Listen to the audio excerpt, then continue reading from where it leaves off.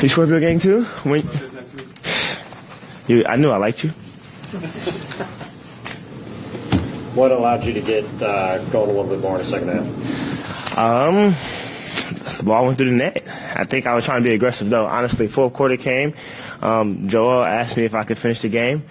And that's what I tried to go out there and do, whether that was making the right read and getting the assist or getting, us into an action or scoring the ball. So that was great. It's been a pretty consistent theme from Nick and Joel this year and in the past to want you to shoot more. Yeah. Be as aggressive as possible all the time. Is there something that, I don't want to say holds you back, but what is it that in the moments where they're wanting you to shoot more, what is sort of the hesitation to? Sometimes I'm trying to make the right play. It was a couple times today the right play was for me to shoot, and I passed it. But, still trying to find that balance. My thing right now is I'm trying to pick my spots, when to be ultra aggressive and when to be able to get to the paint, get Joel shots, get Kelly shots, get to my, get them in the right spots too. So I think I'm doing a solid job of it right now. I knew in the fourth quarter when they made a little run that it was time for me to be aggressive and score the ball and find ways to get downhill or get to my shot. And that's how it kind of went. Tyrese, Nick said that there were a couple of times you had a great play call in this game that resulted in a shot at the rim or a three on the weak side. I guess what goes into your decision-making when deciding what play to call? I'll say this, when you have the ball a lot and you can see the defense, you kind of see what they're doing. And you kind of over the time of the game and possessions go over and over and over again. For me, I kind of read what they were doing, how they were playing defense, how they were tagging. And when I was going right off pick and roll, it was blitzing. So I was hitting period in the short roll. But I said, okay, we'll just let me go left. I'll hit a three, and then I get downhill a couple times, and we'll go from there. So it was good. It was good, man. It worked out, and shout out to him for that.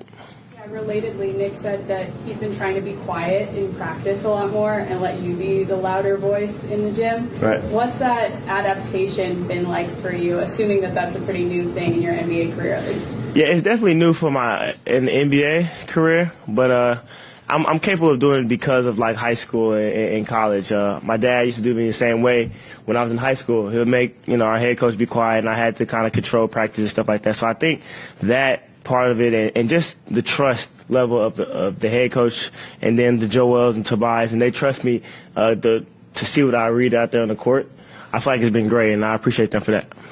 Going to ask about what's it like. Joel and Tobias not too long ago were your vets, right? And now you have to boss them around psychologically.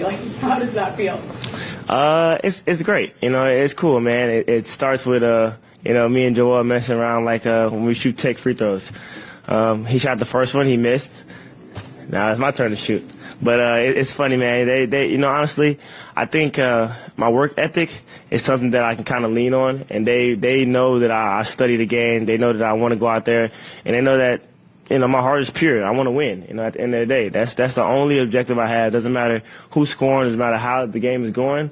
As long as we win at the end of the day, I'm happy. So.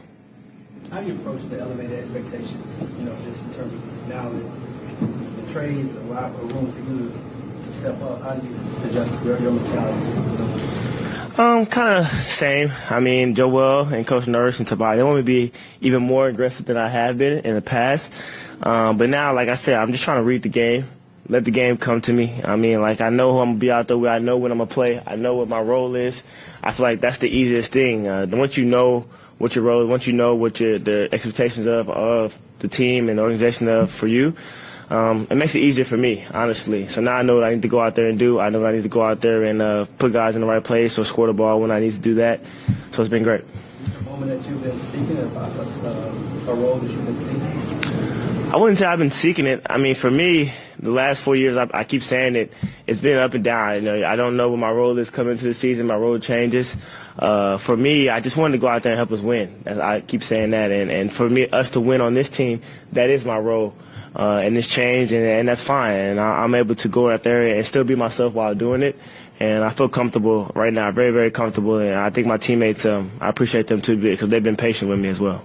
Nick mentioned that he really likes to line up with you and Tobias leading the way in the second to start the second and fourth, and then with Paul in there for Joel. What do you like about those lineups, and how do you feel about the way you guys kind of put the game so far ahead in the fourth that Joel was able to rest the whole way?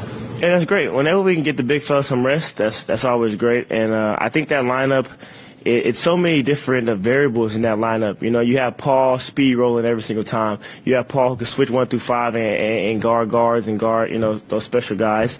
You have a guy like Tobias who can rebound and push.